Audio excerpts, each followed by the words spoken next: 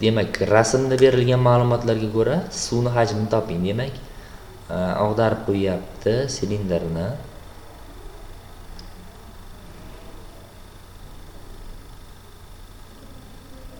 Mana bu holatda. Va mana bu yerda radius bor. 30 gradus adashmasam. 30 ha. 30 gradus BS ni beryapti faqatgina, demak balandligimiz, ya'ni suv tushgan joygacha bo'lgan balandligimiz. Xo'p, to'g'ri iltizosida 3. Quyidagicha mana bu yerdan bitta bo'lib olsam, suv tushgan joydan bo'lib olsam, bizdagi suvning hajmi mana shu yerda hosil bo'lgan pastdagi silindrni hajmini yarmiga teng. Demak, V teng 1/2 va silindr va suvning hajmi. Sabab bo'lib oldik, mana diagonal bo'yicha bo'lgani uchun yarmiga teng bo'laveradi. Bo'ldi. Demak, mana bir radius topishim kerak xolos men. Qanday topamiz? Bunday o'tkazib yuborsam, bu ikkita radius. Endi mana bu yer 90 gradus. 90 gradus. Hop. Mana bu burchak necha gradus? 60 gradus bo'ladi, shunda. 60 gradus bo'lyapti.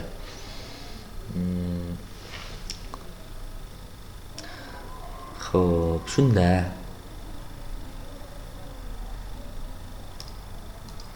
Xo'p, suv bo'lganligi uchun mana bu suv doim yerga parallel ravishda turadi. Demak, bu chiziq bilan mana bu asosdagi chiziq parallelligi uchun bu bilan mana bu burchak almashinuvchi burchak bo'ladi, 30 gradus.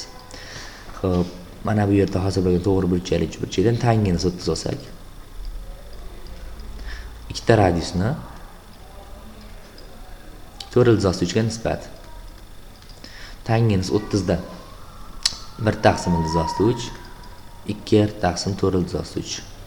Bundan radius 2 chiqyapti.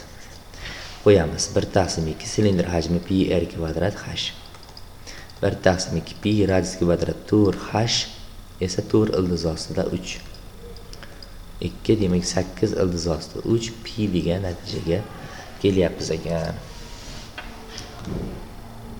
25 konusni yasovchisi va balandligini nisbati mana shu 17 15 kabi. Konus chizib olsak. Xo'p.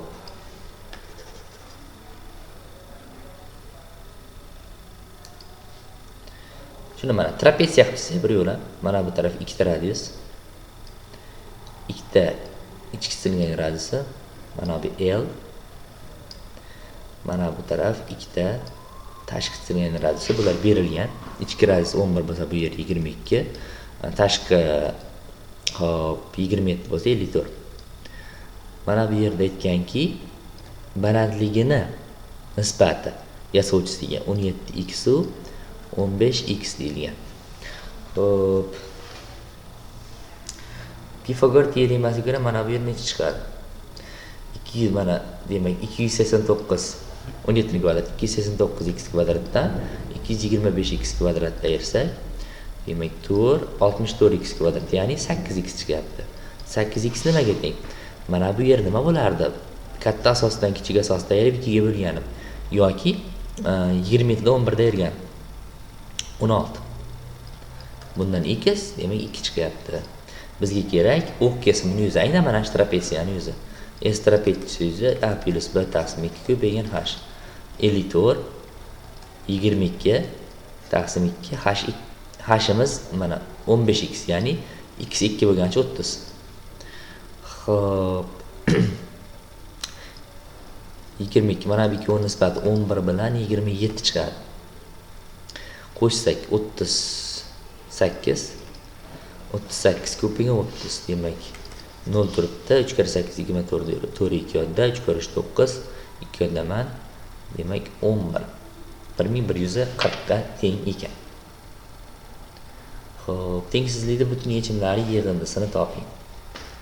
Demak, iltizosida 7 minus x kvadrat plus 6x kichik bo'lishi kerak 2x plus 6. Demak, bunaqa tengsizliklarga biz shart qo'yib ishlashimiz kerak. Birinchi o'rinda mana bu ozod, ya'ni aniqlash sohasi bo'lmagan tengsizlik ga qarasak musbat sondan katta turibdi, ya'ni ildizli son musbat son. Demak, bu ham majbur 2x + 6 musbat sondan katta bo'lishi kerak, ya'ni 0 dan katta bo'lishi kerak. Sabab manfiy bo'lsa bo'sh to'plam bo'lib qoladi. Ikkinchi o'rinda mana buni aniqlanish sohasini ochishim kerak. Bir yo'la minusga bo'lib yuboraman. X kvadrat minus 6x minus 7 kichkina yoki teng 0 dan. Uchinchi holatda kvadratga oshirib olishim kerak ikkovi tarafda. Qachon o'rinli bo'lishini bilish uchun. 7 minus x kvadrat plus 6x kichkina 4x kvadrat plus 24x plus 36 dan. Bundan 5x kvadrat 24x dan 6 ayrilsa 18x bu o'tib ayrilyapti. 36 dan 7 ayrilsa esa 29. Demak, katta 0 dan.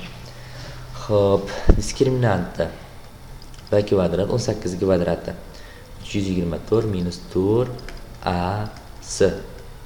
Xo'p, 324 minus 20 ko'paytirsak 18 8 bir yo'lda 4 bir yo'lda ham 5. Xo'p, qarasak manfiy. Diskriminant manfiy degani mana bu ifoda har doim musbat son degani. Demak, bu tengsizlik o'rinli doim. Sababi musbat son chiqyapti, 0 dan katta bo'ladi, aniq. Endi bunisini yechamiz. Mana bu birinchisidan x katta minus 3 chiqadi. Ikkinchisini yechadigan bo'lsak, 7 tanlasak 7 bilan 1. Yig'indisi musbat bo'lishi uchun minus 1 bo'ladi. Intervalda minus 1 7 kichkina bo'lgani uchun oraliq chiqyapti va minus 3 dan kattalar. Mana shu oraliqga minus 1 dan 7 gacha bo'lgan oraliq javobga kiryapti. Xo'p, butun yechimlar yig'indisi minus 1 plus 0 plus 1 plus 2 va hokazo 7. Minus 1 bilan 1 ketsa 2 plus 7 boshiga oxirini qo'shib 2 ga bo'lib, nechta son bo'lsa o'shanga ko'paytiramiz. Albatta 6 ta son bor bu yerda. Xo'p, 9 kare 3 27 degan natijaga erishyapmiz.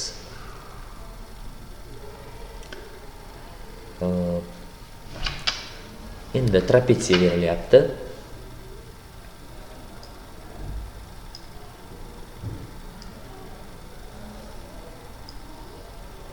B nuqta berilgan.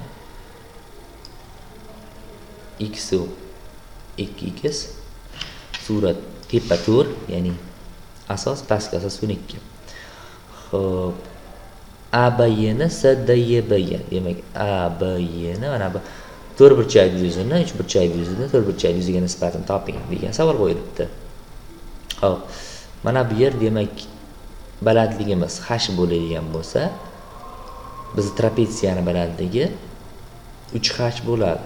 Sababi mana bu x ga h mos kelsa, 3x ga 3h mos kelishi kerak. Mana bu yerda SABY ni topib olsam nima bo'ladi? 12 ko'paygan h taqsim 2, ya'ni 6h. Endi trapetsiyani yuzini topsakchi, S trapetsiya. Demak, A plus B taqsim 2, ya'ni 12 plus 4 taqsim 2 ko'paygan 3h. Qo'shsak 16 yarmi 8 ko'paygan 3h. 24h. Endi bundan SDEB nimaga teng? SDEB trapetsiya yuzi 24h dan uchburchak yuzini ayirib tashlaganimga teng bo'ladi. 6h ni. Bu degani 18h. Bizga kerak 6h ni 18h ga nisbati 1 u 3 kabi nisbatda bo'lar ekan.